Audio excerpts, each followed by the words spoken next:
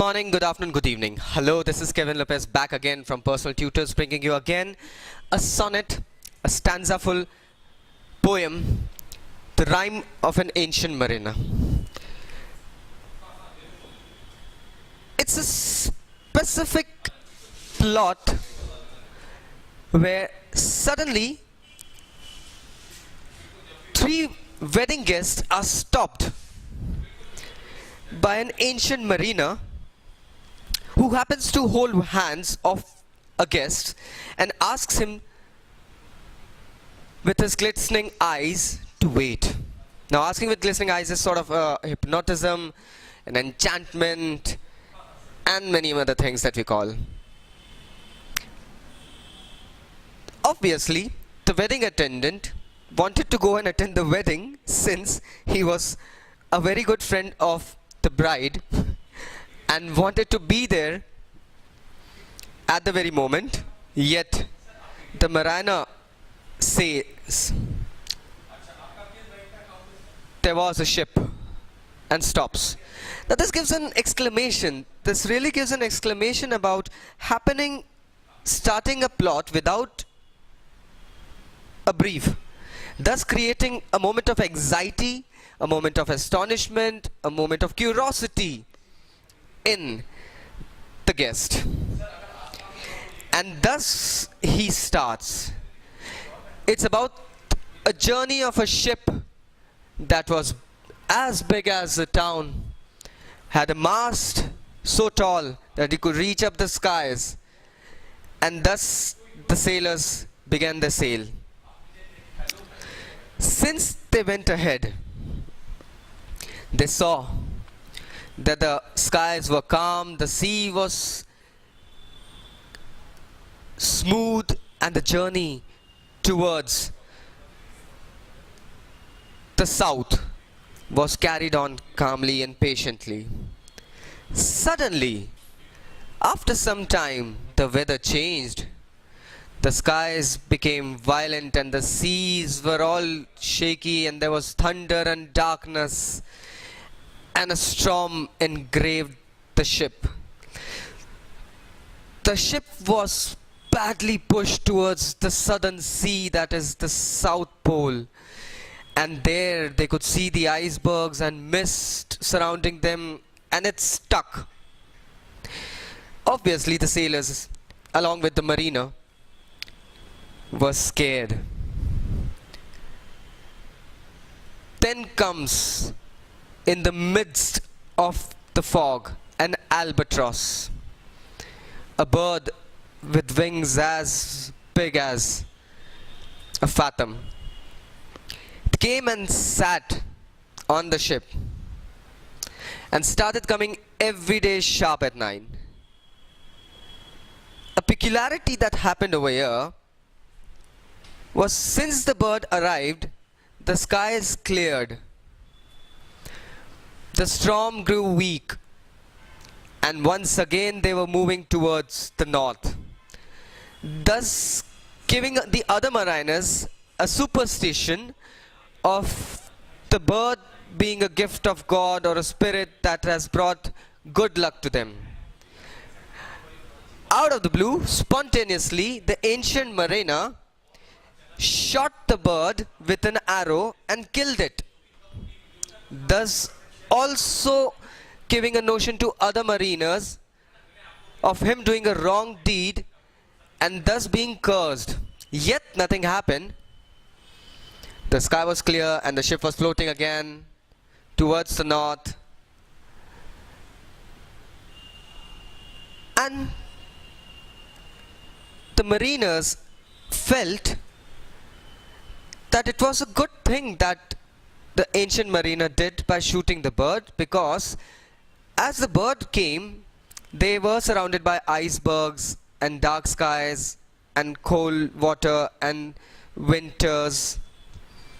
Since they had shot the bird, they got clear skies, warmth of sun, and all sort of stuff.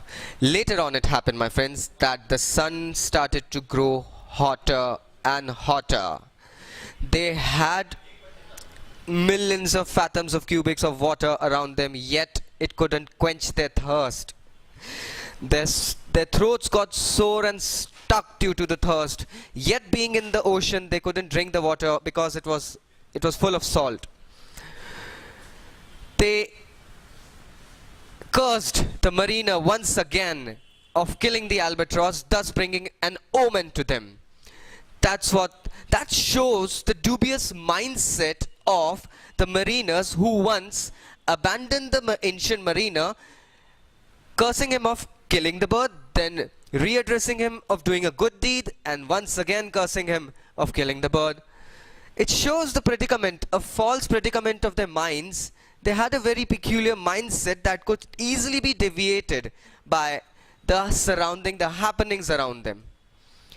Thus, they pulled the cross off the mariner's neck and hung the albatross across his neck, reminding him of the deed, the cruelty that he did.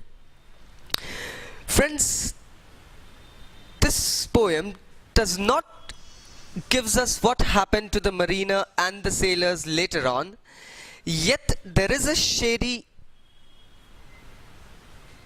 plot giving a brief about them dying and the mariner being in grief by watching them die, yet surviving by a thought and living a life to let the grief overcome him again and again by his deed and making him sorrowful, and thus wanting to share it with anyone.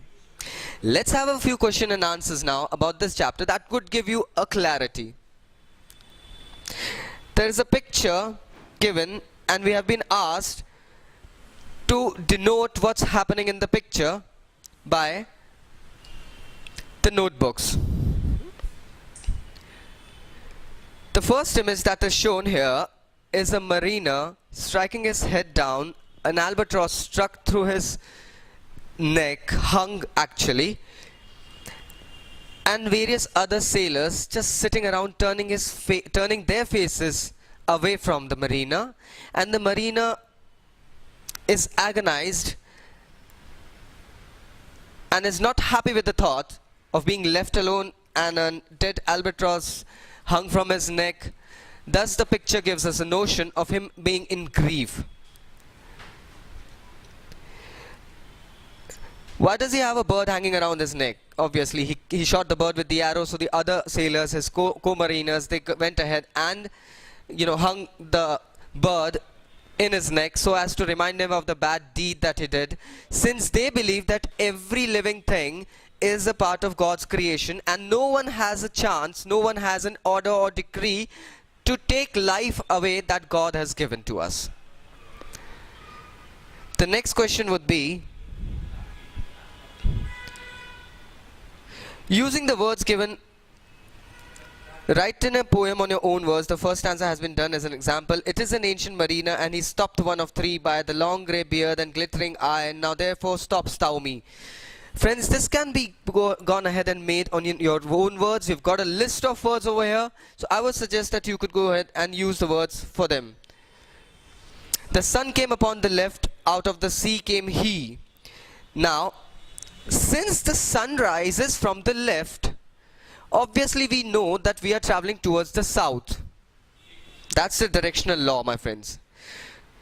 The wedding guest beat his breast because the wedding guests wanted to attend the wedding, whence the great mariner, the ancient mariner, did not let him attend the wedding because he wanted to share his grief with him and feel the burden being taken off his shoulders by letting somebody know, since he was cursed of being full of grief, and the grief could only be taken away once he shared it with someone, the deed that he had done, the killing of the albatross that he had done.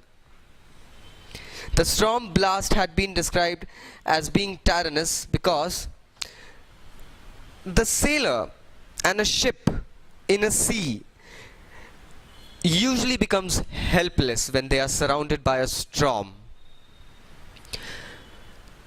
Here as well, the notion is depicted clearly that as the storm grew harder, the sailors were left with nothing to be able to done, just sitting around and praying for their outcome or the well-being. Simply they couldn't do anything out there, whence they remained calm and stuck by the storm in the sea. The sailors felt depressed on reaching the land of mist and snow, because the sailors were depressed when they reached the land of mist and snow, since there was nothing to be seen around. There were icebergs ready to hit them. No man, no bird, no marine life existed. Thus the sailors became depressed, since they were stuck at the very place for many a days. The sailors were happy to see the albatross, because as the albatross arrived, it split the iceberg around the ship and helped the sailors move forward. Now they thought it to be a divine intervention or a supernatural spirit helping them in the form of an albatross, thus getting them out of this situation that they were held in. The two things that happened after the arrival of the albatross were, obviously, the strong breeze began to blow and the icebergs were split apart. The next question would be, it perched for Vespers 9. It perched for Vespers 9, that means the albatross came every day sharp at the very fixed time that struck 9. God saved thee, ancient mariner, from the fiends that plague thee thus. Why look'st thou so? Means, the wedding guest